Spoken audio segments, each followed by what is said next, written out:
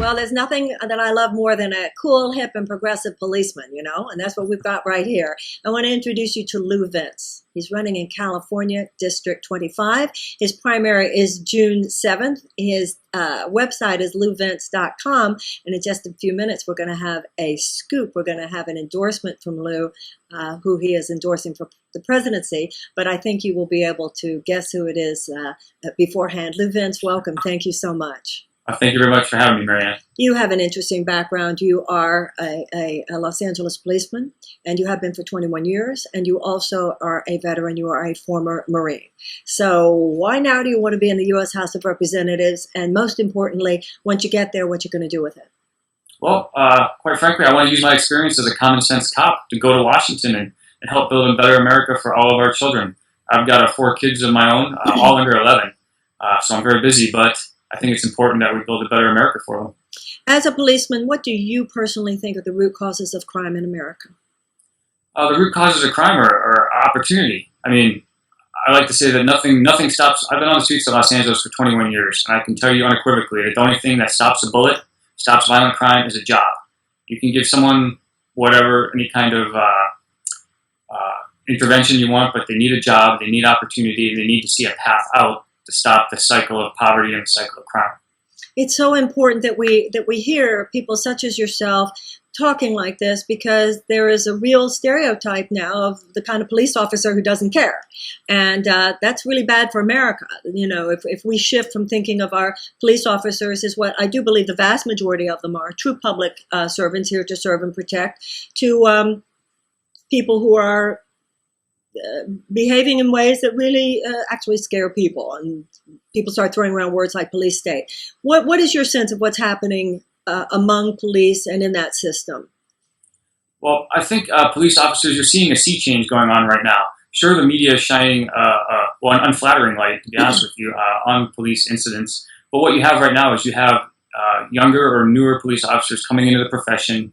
We're requiring more education. They're more open-minded, they've had more experiences, and there's starting to be a change in the departments where these newer cops are now becoming the trainers, and they're training the newer cops that are coming on. So we're moving to a more professionalized policing, I believe. Now, wanting to go from being a police person on the street to actually being a U.S. congressperson, I assume what you want to do is to address the more systemic issues that underlie so many of these problems that you see up close and personal. Right. I can give you an example of one of the things that I see. Sometimes we're on the streets of Los Angeles and we're at a call or something like that, and there'll be 7 or 8 people living in a 2-bedroom apartment. And you'll hear from some of my peers sometimes, and or from other people that, well, they all need to get a job so they can get an apartment. Well, that's just tired Republican talking points. And quite frankly, they all have jobs, but they're all making minimum wage, working full time, and they're not able to support themselves or live in a high cost of living area like Los Angeles. So I want to see the minimum wage get raised to $15 an hour and then indexed for inflation. So we don't have people that work full time, sometimes with 2 jobs, aren't able to take care of their family and living on top of each other. Right. That's not the America that I want to see. Right, and in addition to that, I'm sure you'd like to see them have universal health care and to be able to go to free public colleges in the universities. Hint, hint. Of course, absolutely. I mean, I work full time. My wife works full time. She's also a police officer. So we make a fair living, to be honest with you. But I look at my kids and I look at paying for college, and that's like a cloud that follows me around. I don't know how we're going to pay for that. So that's a perfect segue to your endorsement. You endorse who for the presidency?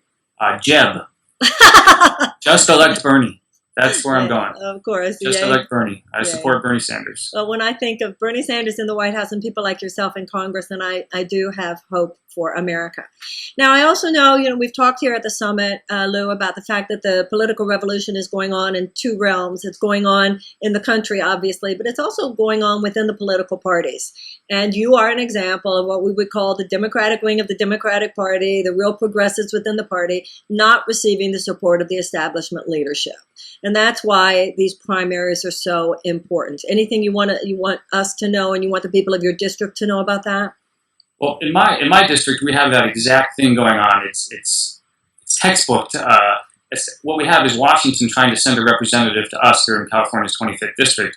When what should be happening is we should be sending the representative to Washington. Well said. So we've got a hand-picked person that they picked based on his ability to raise money. And I don't begrudge him for that. Quite frankly, I'm a little jealous that he could raise all that money. But he just moved into the district. He doesn't know about the district. He's not supported by the activists. We have a pre-endorsement vote for the California Democratic Party. I got 82% of the vote, which should have guaranteed that I got the endorsement. But instead, he did a little trickery through the rules and had it pulled. So now we're going again to have the endorsement again. And it's Washington imposing their will on the local people. And I won't stand for it. I was asked to drop out. I won't stand for it. I will fight and I will win this. In Congress, that's really what it is. It's about conflict. It's about reaching consensus, working with other people that may have different views than you. That's what I do all day, every day. I think I can do that.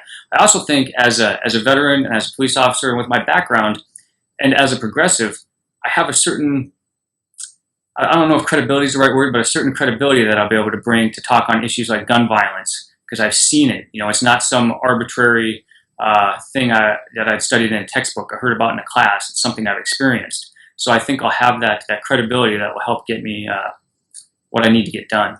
We have to keep fighting. I mean, I've done all my life. I've been trained to run towards problems, and that's what I'm going to do here. And I might run and bang my head against the wall multiple times, but eventually we're going to get through and we're going to get things changed and we're going to make things happen. We just can't sit back and let be somebody else's problem or say that we're being overwhelmed. You have to keep fighting. And yeah, it's going to take many steps, but every journey begins with the first step. The first step is getting to Congress so I can do that.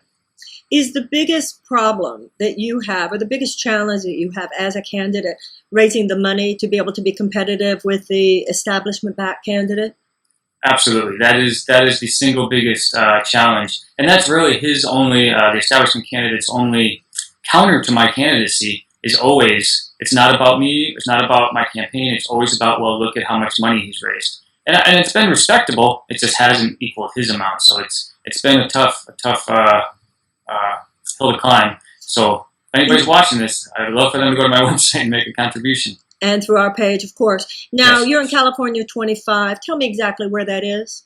The 25th is northern Los Angeles County. It includes Simi Valley, which is in Ventura County, the northern San Fernando Valley, which is Los Angeles, Valencia, Castaic area, and then Santa Clarita, Palmdale, Lancaster.